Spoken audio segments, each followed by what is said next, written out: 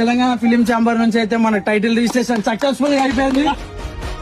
చెప్పా ఎంతో మంది వెయిట్ చేస్తున్నారు అక్కడ చూడండి ఒకసారి. సో గైస్ మన ఫిలిం పేరు వచ్చేసి గ్యాంగ్స్ ఆఫ్ సికింద్రాబాద్ అన్నమాట. సో టైటిల్ రిజిస్ట్రేషన్ కూడా అయిపోయింది. గ్యాంగ్స్ ఆఫ్ సికింద్రాబాద్ అని మన సినిమా పేరు అన్నమాట. ఇది చాలా పెద్ద గుడ్ న్యూస్ అన్నమాట అందరికి.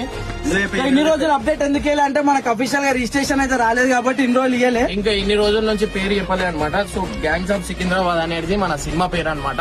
సో గైస్ నిజంగా అంటున్నా చాలా హ్యాపీగా మెయిన్ థ్యాంక్స్ హర్షకి చెప్పాలా.